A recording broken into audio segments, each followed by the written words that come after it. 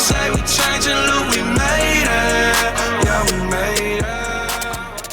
Joining us now is Chevening Scholarship awardees Nathaniel Moore and Najee Murray. Now, Najee emerged as the recipient of the historic Chevening J. N. Oliver F. Clark Scholarship, and we welcome them to Smile. Good morning, gentlemen. Good morning. Good morning. How y'all doing? Fine. We're doing well. All right. I'm still mentally packing. Yes. You physically start packing? No. You're supposed to go foreign soon, you know. But I haven't finished the mental part yet. I have to get that on the wraps first. Okay, so the mental suitcase first and Yes. then the actual physical suitcase. Congratulations to both of you on your scholarships that you have received. Let me start with you, Najee, because you are super brilliant. No. What I will say is that I try very hard.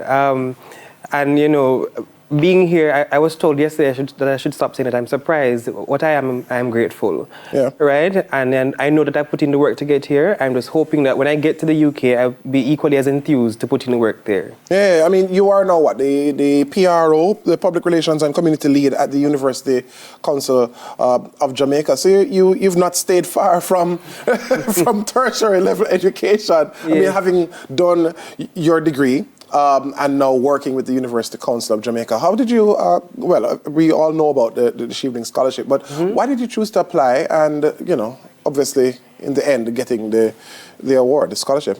Well, really and truly, and I think a newspaper article had covered this. It was a random meetup in a supermarket with a friend of mine, and she said, you know, it'd be great for this. She's actually a scholar this year. Yes. And I said, you know, sure, why not? Yeah. Right?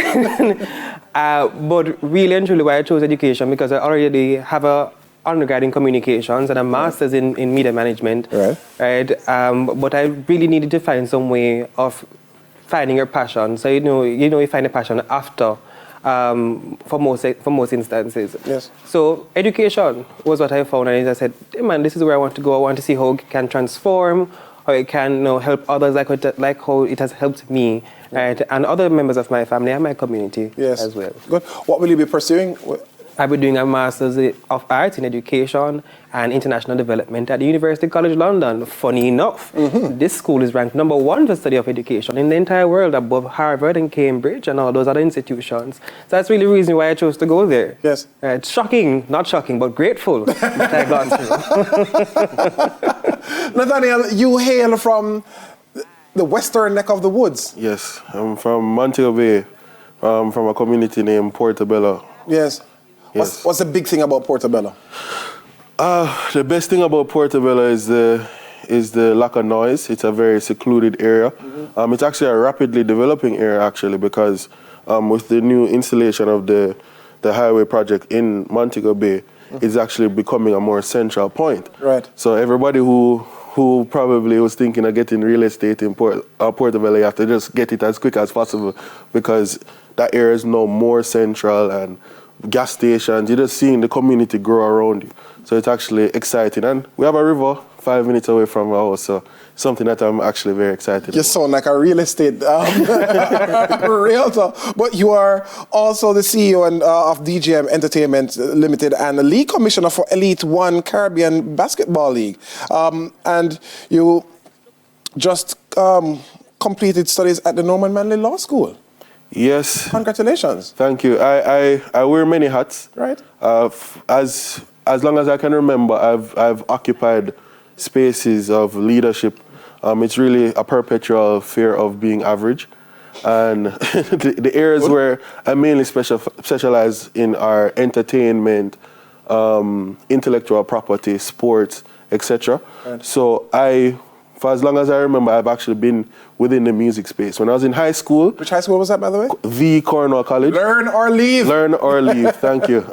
So I was at Cornwall College, and I was actually making instrumentals as early as 15. I was making beats, dancehall instrumentals, etc., and I was selling them, because, this is just something that I did to, to subset certain things. Right. And it was at that point in time when I was selling these instrumentals, I wasn't asking for royalties. I wasn't asking for publishing, because to be able to make some money off of some instrumentals that it take 15 minutes to make was really something that was exceptional for a high school student. Right, of course. But going further on, you know, when I was able to talk to my friends and tell them, oh, you know, that instrumental and that big song, I was the one who made it.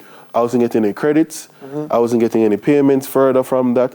And it was at that point in time I realized, okay, I'm going to pursue a career in law, but the area of law that I want to specialize in is entertainment law. Right. So that I'll be able to represent creatives and help to better have them understand their rights. What I enjoy about listening to both your stories, and especially you, Nathaniel, is the vision that you've got for your specific area of focus for your career choice. You know, how important it is. In your instance, it's education, right? And you've got that strong communications background as well. And for yourself, I mean, you're thinking about entertainment law, and Jamaica as an entertainment hub needs the type of intellectual support that you are pursuing, right? Because you're going to be doing what? A Master of Laws in Entertainment Law at the University of Westminster, yes? Correct, that is correct. And the University of Westminster is actually one of the larger institutions when it comes to the creative arts and media studies, etc. So to be able to study there is definitely an honor. Absolutely. In another 5 years, after you've done your program, after you've completed your next degree, Najee, what can Jamaica look forward to from you? And I'm going to pose the same question to you, Nathaniel, but let's start with you, Najee. Well, Nathaniel, I think said it best. You have this constant fear of being average, so you want to continue to excel and do your best, especially as a career public servant like myself. You know, you do your best to provide the best information, the best sort of guidance, right? I see myself, you know, within the next 5 years, hopefully, still at the UCJ championing this message, rather, of education and why it's important for quality education, right? We at the UCJ provide accreditation for such programs. And one of my, it wasn't my brainchild, but something that I've adopted is this campaign called Know Before You Enroll. Know Before You Enroll. Exactly. So we go around the island telling various institutions, various students, right, why it's important for them to know before they enroll. Because education is expensive, it's time consuming, it costs a lot of money, right? So that's what I want to continue to do, championing that message. And for you, Nathaniel, in another 5 years, what can Jamaica expect from you in terms of a contribution? So my personal mantra is once you tie your dreams and aspirations to the development of your people, many doors will open. Jamaica is a country that is in dire need for entertainment law representation. They say entertainment provides for 5% of the GDP, which is practically embarrassing because entertainment is one of the major focal points in culture, one of the reasons why people come here in the first place, right, to come partake in the culture. And over time, throughout history, Jamaicans have been grossly misrepresented. They're not necessarily able to capitalize on... Underrepresented. Underrepresented, sorry. And they're not able to capitalize on the rights that they possess on a global scale. So in 5 years, I hope to be a global authority within the space. Yeah. You know, things like the Grammy Board, probably serving in more advisory roles to the ministry, yeah, to be able to properly help creatives attain the rights that they... Amazing stuff. 10 seconds, literally 10 seconds. Why Chevening?